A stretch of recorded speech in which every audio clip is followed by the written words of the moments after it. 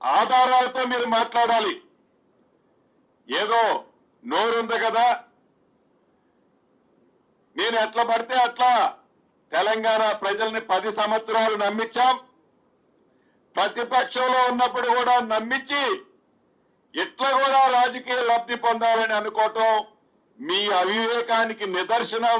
ఈ రోజు ఈ సబ్జెక్ట్ అని ఈ వేదిక ద్వారా గౌరవ మాజీ మంత్రి వర్యులు కేటీఆర్ గారికి తెలుపుతూ నా ఛాలెంజ్ని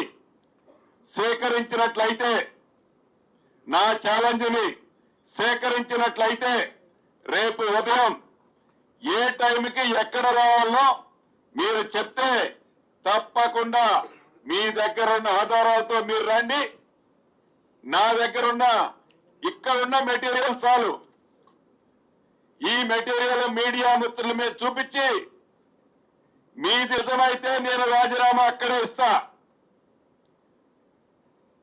మీది నిజమైతే కరెక్ట్ ఫార్మెట్ లో మీ రాజీనామాని నైతిక బాధ్యత వహిస్తూ స్పీకర్ గారికి రైట్ ఫార్మెట్ లో ఇవ్వాలని ఈ వేదిక ద్వారా మీ ద్వారా ఆ గౌరవ మాజీ మంత్రి వర్యులకు సవాల్ చేస్తున్నా.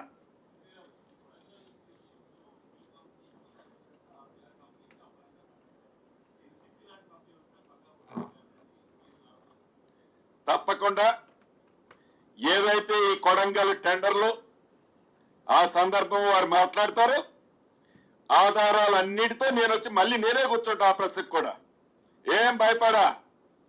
ఇవాళేమి నేను కాంట్రాక్టర్ని కాదా అంటే నేను రాజకీయాల్లోకి వచ్చానని నా కుటుంబం వ్యాపారం చేయకుండా ఇంట్లో కూర్చుంటారా? వాళ్ళలాగా ఏమి వ్యాపారం లేకుండా వేల కోట్లకి లక్షల కోట్లకి ఎదగలా. నేను టెండర్లు ఎలా ఇచ్చారో, ఎవరికి ఇచ్చారో, ఎందుకు ఇచ్చారో, ఎవరు క్వాలిఫై అయ్యారో డెఫినెట్ గా చూపిస్తా. ఇవాళ మాట్లాడారు ఎక్కడో ఒక దగ్గర, వారు కరెక్ట్ గా స్పందించినప్పుడు నేనే కూర్చుంటే మీకు మొత్తం పేపర్ ఇస్తా.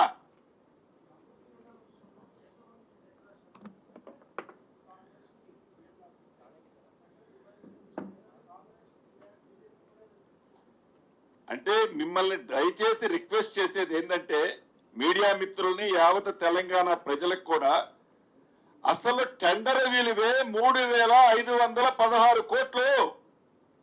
3 టెండర్లు కలిపి 8,800.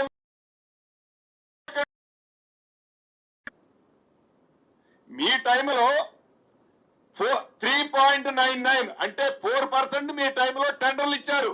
అది మీ తొత్తులకు ఇచ్చారు. మేము 2.44% ఇచ్చాం. మీరు ఇచ్చిన దానికంటే 54 కోట్లు తగ్గించి ఇచ్చాం. టెండర్ కండిషన్లన్నీ తీసుకుంటాం. అంటే మీ గ్లోబల్ ప్రచారం అసలు వాల్యూనే అది లేదు. 8,888 కోట్లు నువ్వు కేంద్ర ప్రభుత్వానికి రాసుకుంటే, ఇంకో సంస్థకి రాసుకుంటే, నువ్వు ఏడికి రాసినా పర్వాలేదు.